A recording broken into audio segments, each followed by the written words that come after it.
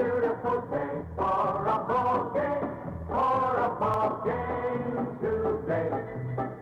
The fans are out to get a ticket or two. From Walla, Washington to Kalamazoo. It's a beautiful day for a home run, but even a triple's okay. We're gonna cheer and boo and raise a hullabaloo. That's the ball game today. Batter up, strike one. The just begun, and the home team's out to win. And the pitch to Gypsy too. He his fastball pop right in. This is it. They're right free. And they're tearing up the chest, but what the heck? Who cares? It's a beautiful day for a ball game. The Mississippi River and the steamboats that once plied its waters laden with goods from the north and south turned St. Louis into one of the great cities of America. St. Louis in 1964 is celebrating the 200th anniversary of its founding, and the Cardinals dramatically climaxed that celebration by winning their first pennant in 18 years. It's a World Series for St. Louis, and everyone converges on Busch Stadium, the one-time stamping grounds of the Gas House Gang, of Dizzy Dean and Pepper Martin, of Joe Medwick and Johnny Mize, of Enos Slaughter and Stan Musial. And here again are the New York Yankees. They've been in 15 of the last 18 World Series. Ken Boyer, the Cardinal slugger, takes a few practice swings. Next in the batting cage is Curt Flood. Commissioner Ford Frick, supreme authority at the World Series, arrives early. Bill White and the Cardinals take their pregame warm-up. Manager Johnny Keane seems relaxed as he talks with reporters. Whitey Ford and Ray Sadecki, both left-handers, will be the starting pitchers. Manager Berra of the Yankees keeps busy before the game. Co-owner Dan Topping of the Yankees and his son Dan Jr. appear confident about the chances of the Bombers. Tension grows in the crowd as game time approaches. The umpires hold a conference on ground rules. The Marine Color Guard marches toward the flagpole, and the crowd comes to attention for the traditional flag-raising ceremonies. Sadecki, a 20-game winner this year, takes his final warm-up throw. All the Cardinals are ready and alert. Here comes Sadecki's pitch to Phil Inns, and the series is underway. Ken Boyer fumbles the ball, but recovers in plenty of time. Whitey Ford, baseball's winningest World Series pitcher with 10 victories, gets ready for another appearance. With runners on first and third and one out, Ken Boyer lifts a long fly to Mickey Mantle.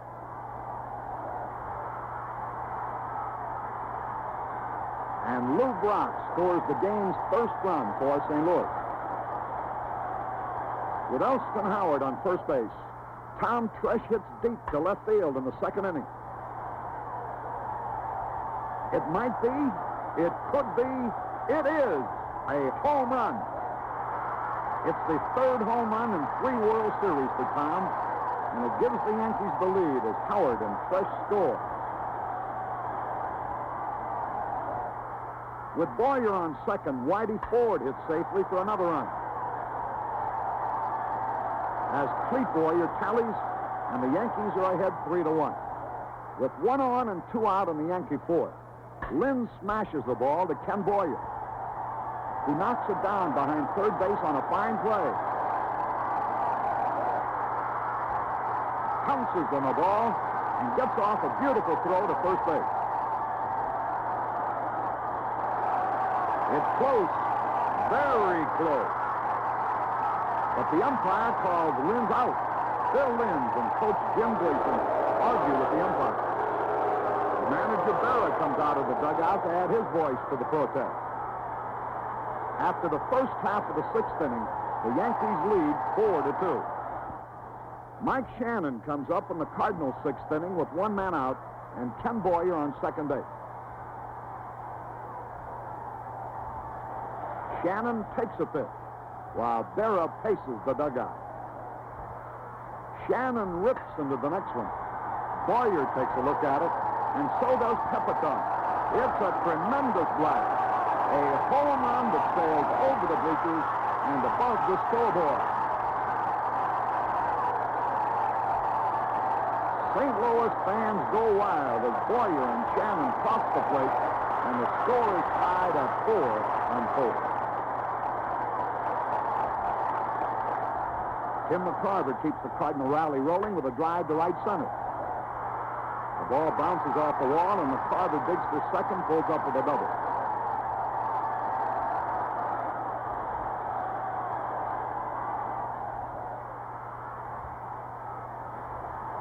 Yogi Berra goes to the mound.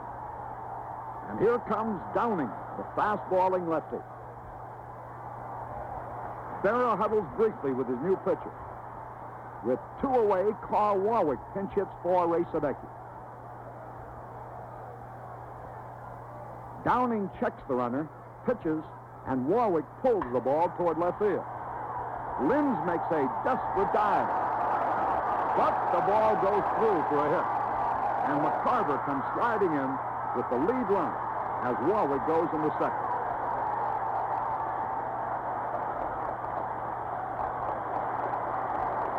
Downing now faces Curt Flood. And the little center fielder drives the ball deep to left field. Tom Tresh starts backing up for the ball, but he seems uncertain on the play. At the last split second, Tresh turns, but he has lost the ball. And as it bounces off the wall, Julian Javier, running for Warwick, comes around to score. The speedy Flood hot-footed to third with a triple, and the Cardinals lead 6-4. A Yankee run in the 8th reduces the Cardinals' lead to 6-5. Pete Nicholson comes in to pitch the last of the 8th for the Yankees. With 2 men on and 2 out, Nicholson fires the ball, and Flood singles the left field. On the hit, Mike Shannon scores easily from second base.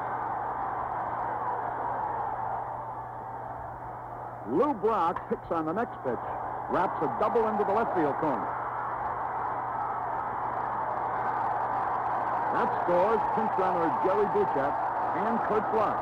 And the pressure on the Cardinals is eased considerably as they extend their lead to 9-5. Barney Schultz has retired Elston Howard and Clete Boyer to start the Yankee ninth. Now, Joe Pepitone is the last New York hope.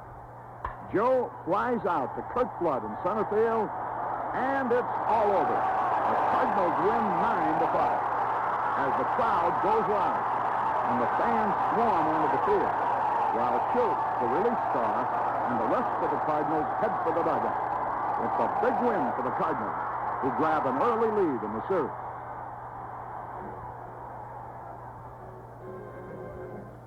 It's warm-up time for the second game of the series. That includes Shannon and McCarver, heroes of the opener. Mickey Mantle always is an attraction, even in the batting cage. Elston Howard, the star Yankee catcher, loosens up.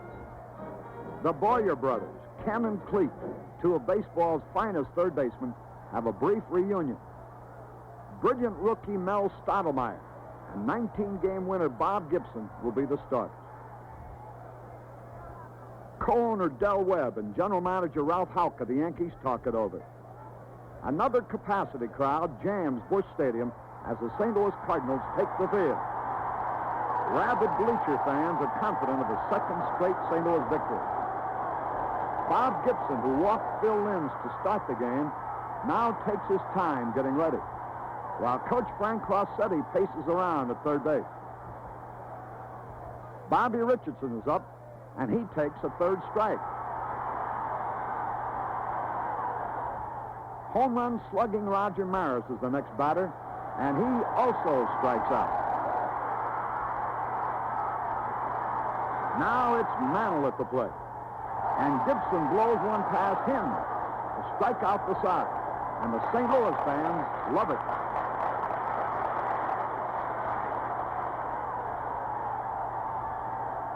In the second inning, Gibson fans Elston Howard, to make it 4 strikeouts in a row. The rangy fastballer is in magnificent form. In the Cardinals' third inning, Shannon is on third base with 1 out.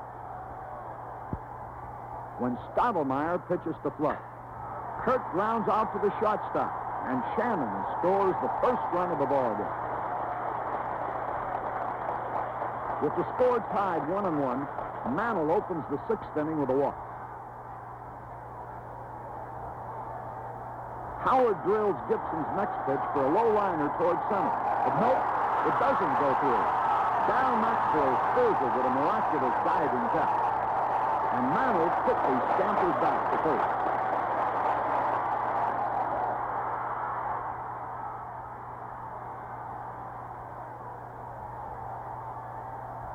Joe Pepitone is hit on the hip by a Gibson pitch, but seems to stray too far inside. But Gibson and McCarver don't believe it. They argue heatedly with umpire Phil McKinley. Manager Keene also joins in the protest. Dick Grote and Bill White finally get Gibson calmed down. Mantle is now in scoring position at second. On the next pitch by the ruffled Gibson, Tom Tresh singles to center.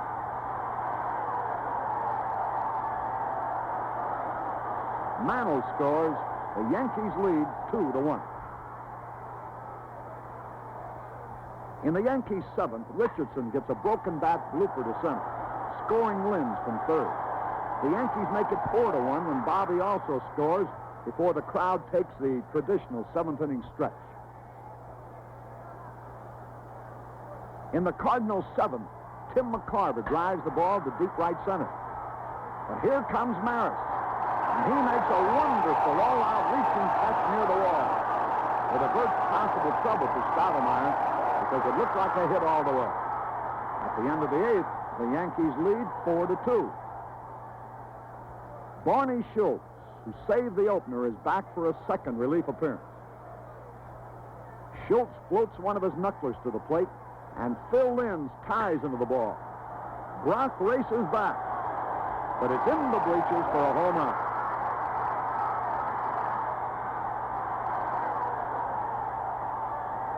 The third hit of the day for Linz, who has replaced the injured Tony Kubek at shortstop for the series.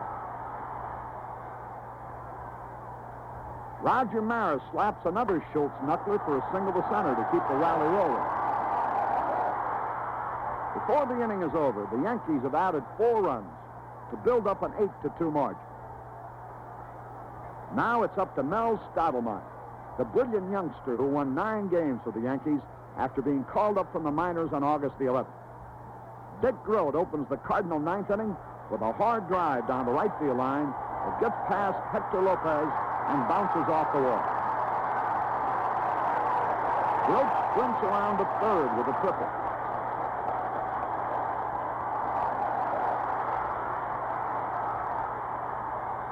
Stottlemyre's next pitch is left to center for a single by McCarver, and Grote scores. The rookie retires the next 2 men and now faces pinch hitter Charlie James. Stottlemyre, though only an out away from victory, is in no hurry.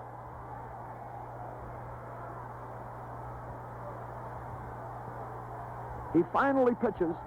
James strikes out, and the Yankees win 8-3, evening the series at a victory apiece.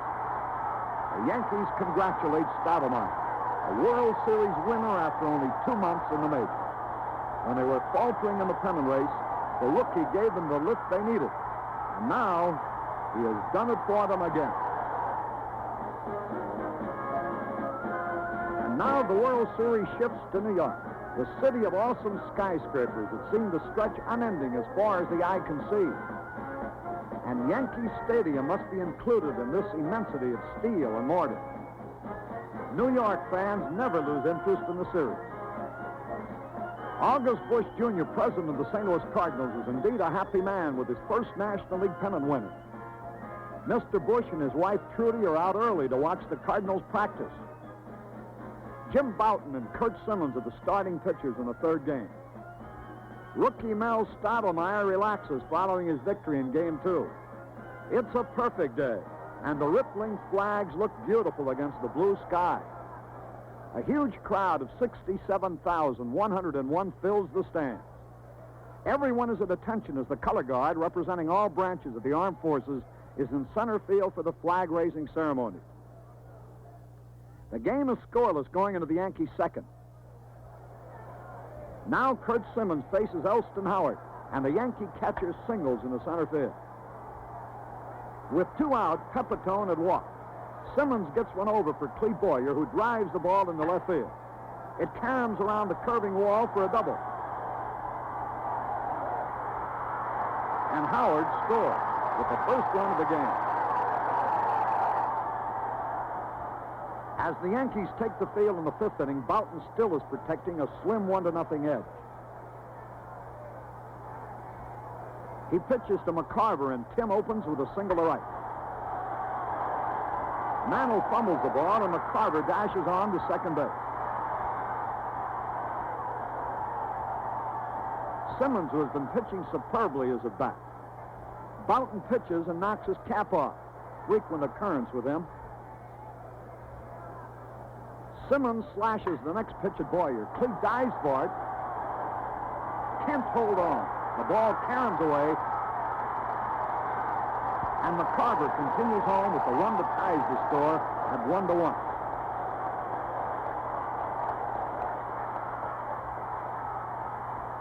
Now it's the Cardinals' turn to try to hold off the Yankees in the bottom of the 9th.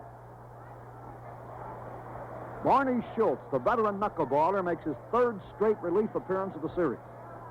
And the first man Barney must face is the dangerous Mickey Mantle. The Cardinals watch intently while Mantle flexes his muscles with a few quick swings. Schultz turns loose his first knuckler. Mantle tears into it with a terrific cut. Shannon races to the fence, but it's a futile gesture. A tape measure blast that crashes into the 3rd deck in right field. What a wallop. This is the fantastic sort of moonshot that sets Mickey Mantle apart among sluggers. It also shatters Babe Ruth's record for most World Series homers, number 16 for the great Yankee switch hitter. The home run not only wins the game for the Yankees 2-1, it gives them a 2-1 lead in the series.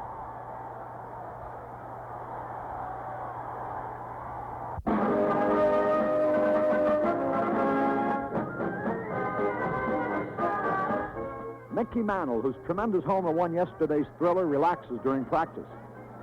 And so does Jim Boughton, who fired a brilliant 6-hitter yesterday. It's Sunday in New York. Yankee Stadium is packed again.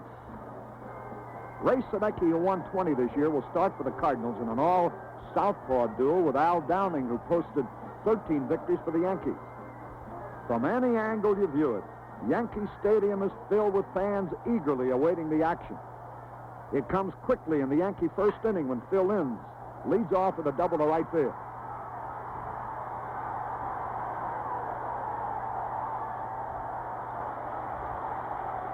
With Linz on 3rd base after escaping a rundown on a pickoff play, Sadecki now faces Bobby Richardson.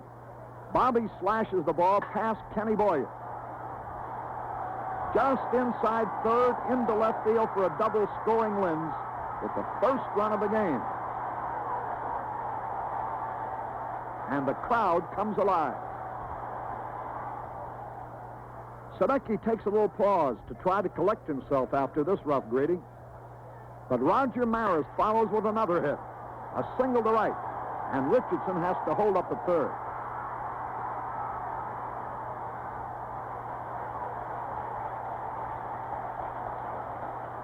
Mickey Mantle, swinging from the right side, singles to right. Shannon fumbles the ball, and Mantle breaks the second. But Mike recovers quickly and throws him out. Meanwhile, Richardson scores.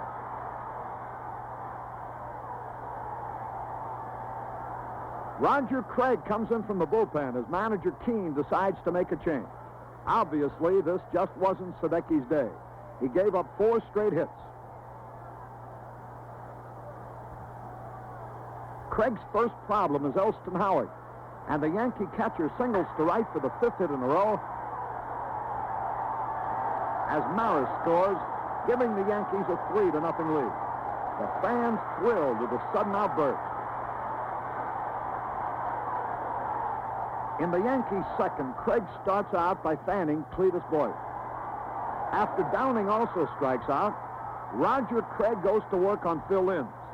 The shortstop takes a third one, and Craig is struck out the side. The Cardinals congratulate him on his dazzling pitching, but the score is unchanged. In the Cardinals' sixth inning, Carl Warwick pinch hits for pitcher Craig. Warwick, 2 for 2, delivers again. A single to left field for his third straight hit, tying an all-time World Series pinch-hitting record. Downing delivers to Flood, and the star outfielder drills a single to right field. Warwick stopping at second base. With 1 out and 2 on, Dick Grote hits towards second base. Richardson goes far to his right for a fine stop. But the ball seems stuck in his glove. He finally makes the toss, but Linz drops the ball, and Flood is safe at second base. Now let's take another long look at this play by freezing the action at 3 different points. Richardson is having trouble extricating the ball from the webbing of his glove. Linz never really has possession of the ball, which here is visible right at Richardson's left knee.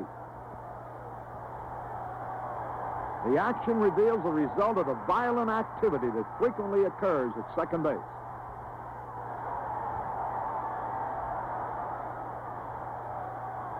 Now with Dick Grote on first base, Flood on second base, and Warwick on third, Elston Howard goes out for a talk with Downing.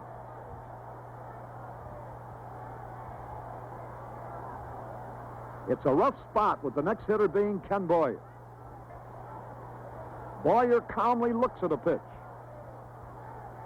The Yankees are on their toes as Downing tries a changeup. Boyer smashes it deep to left field. It might be out of here. It could be. It is a home run. A grand slam that's fair by only 5 or 6 feet. Warwick, Flood, and Grote cross the plate ahead of Boyer, and the Cardinals take a 4-3 lead. Ken Boyer, joyously saluted by his mates, is only the 9th player in history to hit a Grand Slam homer in World Series competition. 6 of them have been Yankees.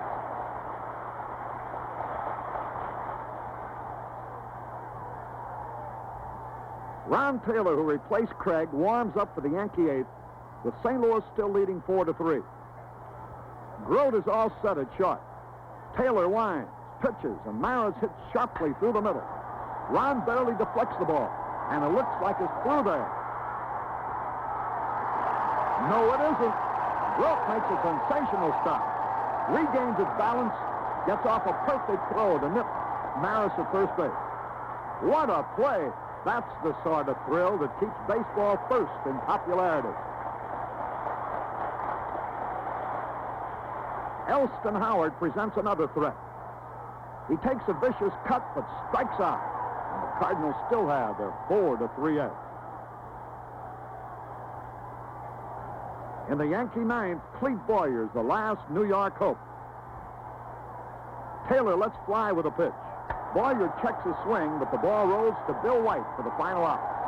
The Cardinals win it 4-3, tie the series at 2-all.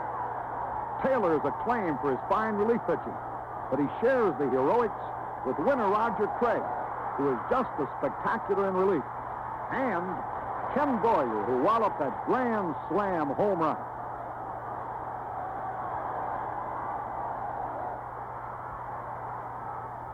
Warren Giles, president of the National League, presents a portrait of pride and confidence. Roger Craig and Ken Boyer, heroes of the 4th game, still are enjoying it. Another key man in the big triumph, reliever Ron Taylor. The series lead is at stake. With the game still scoreless in the Yankee 4th, Bob Gibson blazes a fastball past hard-swinging Mickey Mantle. With 2 outs, Gibson, with tremendous stuff at this point, also strikes out Joe Pepitone. He is congratulated by his mates as the game continues in the scoreless deadlock. With 1 out in the Cardinal 5th, Gibson lifts a sharp fly to left. Tresh comes racing in and makes a desperate try for the ball, but doesn't quite reach it. And somebody's a little unhappy. Stivelmeyer pitches to Flood. Kurt hits a ground ball toward Richardson. Bobby gets in position for the ball. Suddenly a bad hop. Off the heel of his glove, off his chest. Both runners are safe.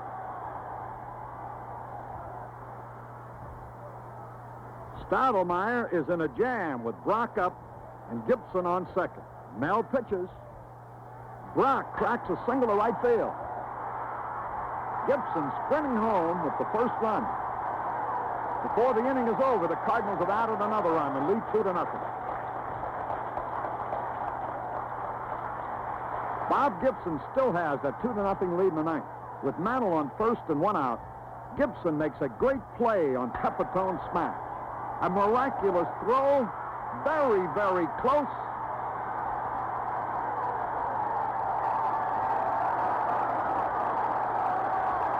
He's out. Pepitone rushes umpire Al Smith, and so does Coach Jim Gleason. Manager Berra joins the argument. He pushes Pepitone away to keep Joe out of further trouble.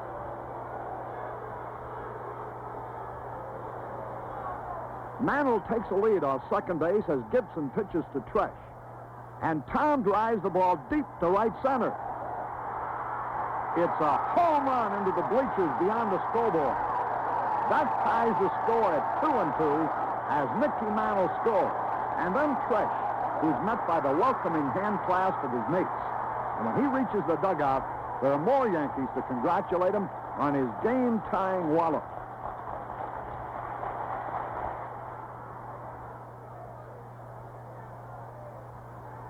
In the 10th inning, with Bill White on third base and Dick Grote on first base and one out, Nicholson pitches to McCarver, and Tim takes a vicious cut. It's a long one, way back. Mantle heading for the stands and might be out of there. It is a home run. And the Cardinals jump ahead 5-2 as 3 runners score. The homer was his third hit of the game, his eighth of the series, sending his average soaring to .471.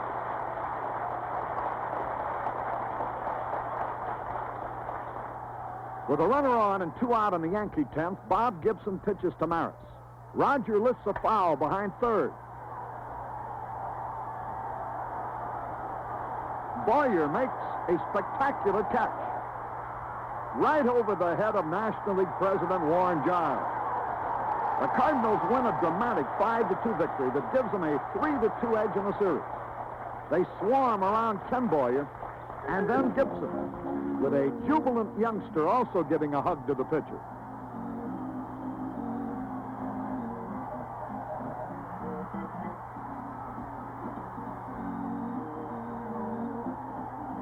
The World Series scene shifts back to St. Louis for the 6th game.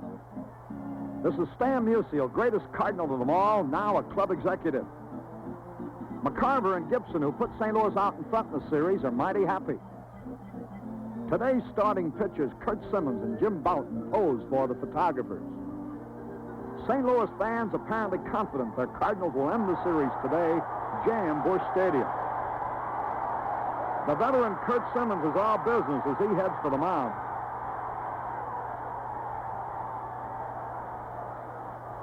With 1 on and 1 out in the first inning, Maris strikes out on a shot curveball.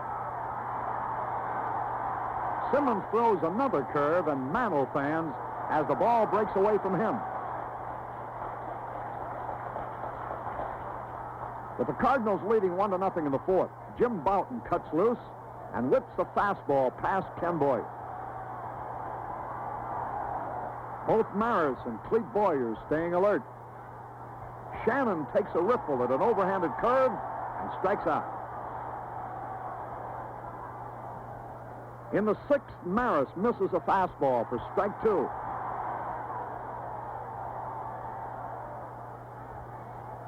But Maris doesn't miss this one. A towering fly to right on the pavilion roof for a home run. Fair by only a foot or 2. It's the first run batted into the series for Maris. But this is a big one as it sends the Yankees ahead 2-1. With Mantle up, Flood gets ready. On Simmons' next pitch, Mantle pours all his power into his swing. And there it goes, over the roof in right center, as Shannon watches from below. It's the 17th World Series homer for Mantle, and the back-to-back wallops extend the Bomber margin to 3-1.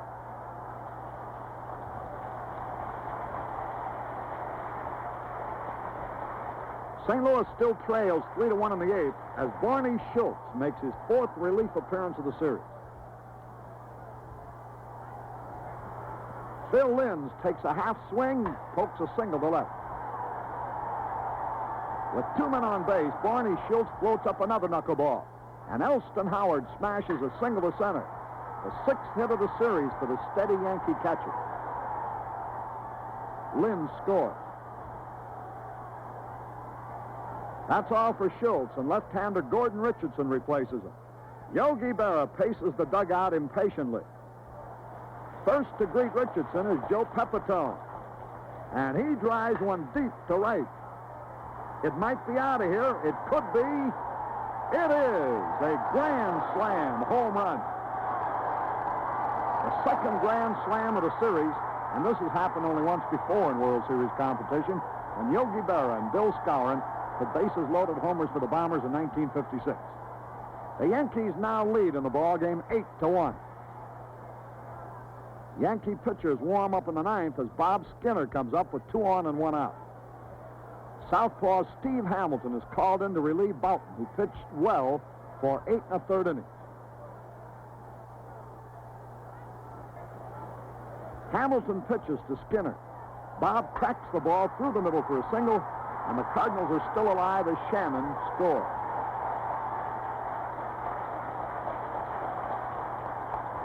Next up is Kurt Flood, and he grounds to short. Linz scoops up the ball, makes an underhanded toss to Bobby Richardson for a force out at second. Bobby pivoting quickly and in one motion fires the ball to first base. Flood is out. It's a double play. The Yankees win 8-3, force the series into a final 7th game for a decision. Obviously, the big difference today, the explosive home run slugging of the Bombers.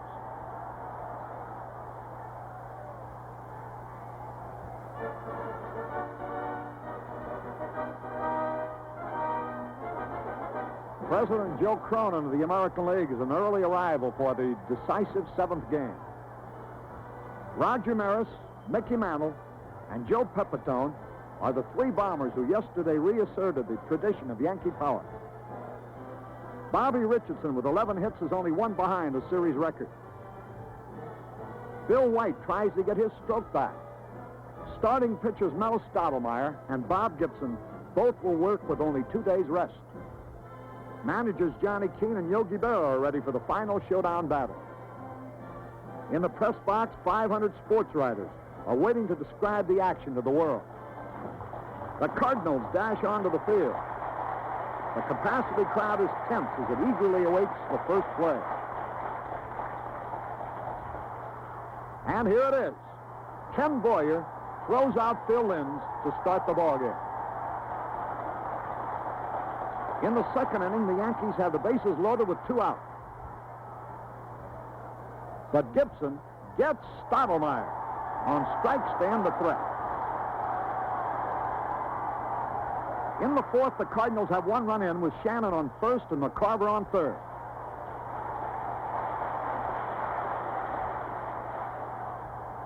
Stottlemyre pitches, and there goes Shannon. He slides in safely. Here comes McCarver. He scores a double steal.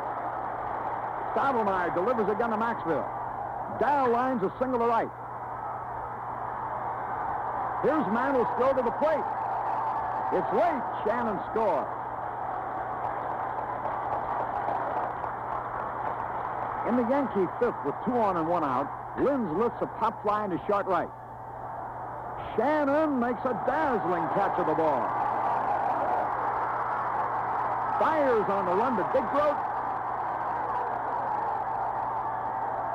Doubles Tom Tresh off second base. The Cardinals are leading 3-0 in the 5th. Al Downing has succeeded Mel Stottlemyre on the mound. Lou Brock rips into Downing's first pitch. A tremendous drive and might be out of here. It could be. It is a home run. As Brock concludes his home run tour, Yogi Berra looks a bit shocked by the explosive Wallace. Lou, the speed boy with power, gets a big welcome from his mates. After Bill White singles, Ken Boyer keeps the rally rolling. It's a double, and St. Louis has 3 more runs and a 6-0 margin. In the Yankees' 6th inning with Richardson on second and Maris on first, activity in the Cardinal bullpen. Gibson, whose pitching style is reminiscent of Dizzy Dean, just keeps firing free and easy. Mantle belts a powerful drive to left center. It sails deep into the bleachers for an opposite field home run. Number 3 of the series. Number 18 overall for Mickey to expand the all-time record he already holds. The 3-run homer slashes the Cardinal lead to 6-3. It shakes Gibson up a little.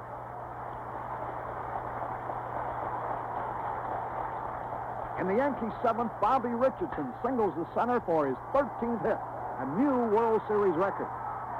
But the score remains unchanged.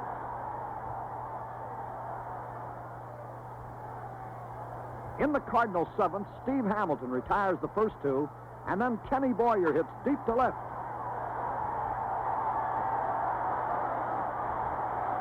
In there for a home run. Fleet gets a playful nudge from his brother. Ken is the first Cardinal ever to hit 2 homers in a World Series.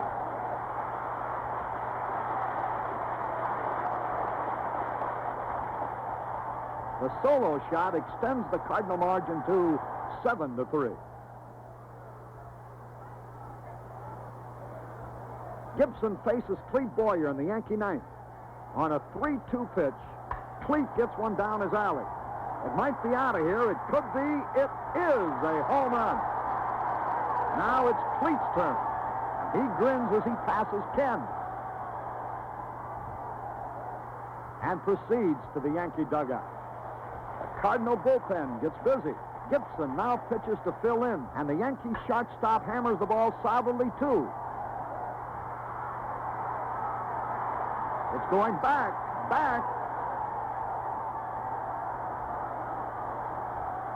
Lou Brock makes a valiant try for the ball, leaping high against the wall. It clears the left field bleacher wall, falls in for a home run.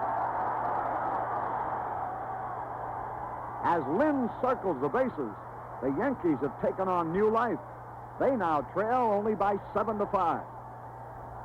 McCarver talks with Gibson, who still needs one more out, and the troublesome Bobby Richardson is up. But the weary Gibson reaches back for something extra. Richardson pops up. Dal Maxville gathers it in. The Cardinals are the new world champions. Gibson, Boyer, and McCarver join in a big bear hug. Now it's one huge swirling mass of players and fans. Wild enthusiasm, which is a tribute to baseball's unflagging popularity. This is one day St. Louis will never forget. It was a stirring triumph by a Cardinal team reminiscent of the Gas House game. It had some of the speed of that colorful team of the 30s, some of the pitching, and all of its great heart and courage. And that, in the end, carried them through to baseball's highest honor, the World Championship. And raise a honorable that's the ball game.